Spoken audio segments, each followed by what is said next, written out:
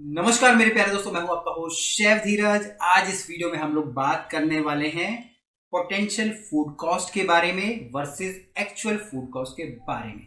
अब तक आप लोगों ने मेरे मुंह से या मेरी वीडियो से सीखा होगा भैया फूड कॉस्ट निकालो, फूड कॉस्ट निकालो। बहुत ही ज़्यादा ज़रूरी होती है अगर आपको प्रॉपरली चेक करना है मेरे खाने की कॉस्ट क्या है। तो अब ये पोटेंशियल फूड कॉस्ट और एक्चुअल फूड कॉस्ट क्या है अभी, ठीक है, तो ये मैं आपको बताने वाला हूँ। दूसरा, यहाँ पे अगर आप अपना एक रेस्टोरेंट चला रहे हैं तो आपको अपने किचन्स के अंदर प्रॉपरली ऑडिट भी करने चाहिए, ठीक है।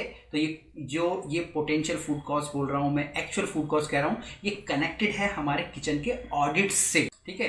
अब हमने अपना आउटलेट चालू कर लिया है, हमें पता चल गया कि भैया रेसिपी बहुत ज़्यादा ज़रूरी होती है, कॉस्ट मालूम होना बहुत ज़्यादा ज़रूरी होता है। तो हम लोग हर किसी की एक स्टैंडर्डाइज रेसिपी बना लेते हैं, उसे एक्सेल सीट पे चढ़ा देते हैं, कंप्यूटर पे पूरा डाल देते हैं और उसके बाद हम उसकी प्रॉपर कॉस्टिंग निकालते हैं। मान लीजिए मैंने एक बर्गर बना लिया है और मैंने कॉस्टिंग निकाल लिया, भैया ये पूरा का पूरा बर्गर टिक्की पेटी लगा लूँ के मेरा बन जाएगा कितने का, 20 रुपये का। एग्जाम्पल के लिए मैं 20 बोल रहा हूँ। सेम उसी प्रकार से आप हर एक डिश का प्रॉपरली चीज़ें निकाल देते हो, ठीक है। तो ये क्या होता है, इसको हम लोग बोलेंगे पोटेंशियल फूड कॉस्ट, ठीक है। बट जब ये चीज़ अप्लाई करने की बारी आती है, आपके किचन में आपने शेफ रख लिया, एक नया शेफ आ गया, उसको पता नहीं था भैया चीज़ की एक स्लाइस लगानी पड़ती है, अब उसने 2 लगा दी है, ठीक है। तो कॉस्ट आपकी बढ़ गई है, फूड कॉस्ट आपकी बढ़ गई है, बट आपको नहीं मालूम, आपने तो भैया उसको एक रेसिपी कार्ड दे दिया था बट गलती हो गई, या फिर उसका जो बन है वो खराब हो गया, सड़ गया, बाहर छूट गया था, ठीक है। तो इस केस में क्या होगा, इस केस में क्या होगा कि जो आपकी फूड कॉस्ट है उस पर्टिकुलर आइटम को लेके वो क्या होगा, बढ़ जाएगी।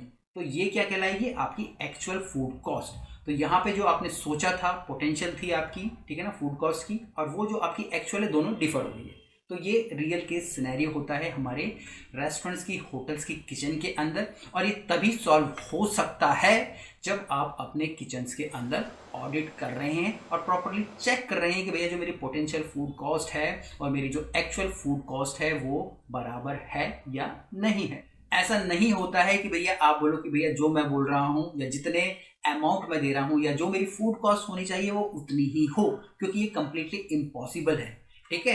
तो यहाँ पे थोड़ा बहुत ऊपर नीचे होता है, 5-10% ऊपर नीचे होता है, क्योंकि 5-10 भी बहुत ज़्यादा हो जाता है। जितना मिनिमम होगा उतना आप लोगों के लिए बेटर होगा।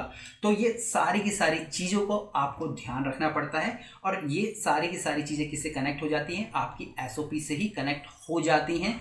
जब आपकी एसओपीज प्रॉपर होंगी, ठीक है, तभी जाके आपकी जो पोटेंशियल फूड कॉस्ट और जो आपकी एक्चुअल फूड कॉस्ट है वो दोनों सेम होगी।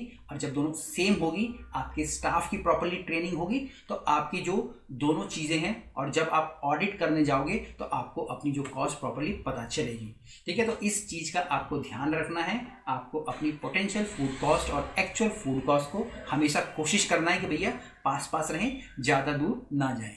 यहाँ पे रेस्टोरेंट ऑनर के लिए हम लोग एक छोटा वीडियो प्रोग्राम भी चलाते हैं जिसको कि हम लोग ऑल अबाउट किचन कॉस्ट बोलते हैं, जिसमें कि हर प्रकार की कॉस्टिंग निकालना हम लोग ऑनर को सिखाते हैं। वीडियो कोर्स है, ठीक है, आप उसको इनरोल कर सकते हैं और ये सारी की सारी चीज़ें आप भी सीख सकते हैं बड़ी ही आसानी से, सिंपल तरीके से।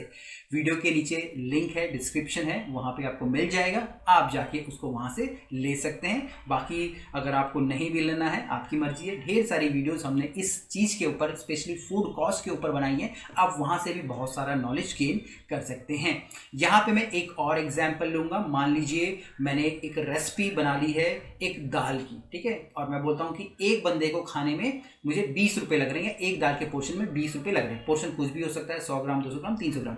बट जब सेम वही चीज़ बुफे की आती है, ठीक है, बुफे की आती है बारी मेरी, और मैं बोलता हूँ कि भैया आज 400 लोगों का बुफे है और उसके लिए दाल बनानी है। बट यहाँ पे मैं 400 के हिसाब से उनको मटेरियल इशू कर देता हूँ, या फिर उनको मैं पैसा देता हूँ, भाई जाके तुम लेके आ जाओ स्टोर डिपार्टमेंट को या किचन डिपार्टमेंट को, और उसके बाद जब वो बनाते हैं तो दाल कम पड़ जाती है। जब दाल कम पड़ जाती है तो वो लोग और रॉ मटेरियल हमारे जो स्टोर से वो इशू कर लेते हैं, या फिर वो बाहर से परचेज करके लाते हैं। तो यहाँ पे जो पेपर्स में फूड कॉस्ट थी वो बिल्कुल अलग हो गई है, और वही अगर मैं बात करूँगा एक्चुअल वाली, वो बिल्कुल अलग हो गई है। तो ऐसे सिनेरियो भी बनते हैं, ठीक है। तो आप सिर्फ पेपर के भरोसे कि भैया इतना ही लगना है, उसके ऊपर भी आप नहीं जा सकते हैं। एक सिनेरियो में और भी लूंगा यहाँ पे ताकि आपको और ज्यादा क्लियर होगा। ठीक है, आपने माना कि भैया एक चावल है हमारे पास, चावल आपने स्टोर में रख दिए हैं, आपके पास 50 किलो पड़े हैं और आपको पता है कि रोजाना रोजाना वहां पे वो हमेशा 2 से 3 किलो निकालते हैं, बट अचानक से एक दिन वो 4 किलो चावल निकाल और आप क्वेश्चन करते हो अपने शेफ से या फिर मैनेजर से कि भैया ये चावल कहाँ एक्स्ट्रा चलेंगे, हमारी फूड कॉस्ट तो उस दिन की हाई होगी। अब उनका आंसर हो सकता है कि सर यहाँ पे जो ये कीड़े लग गए हैं हमारे चावल्स के अंदर।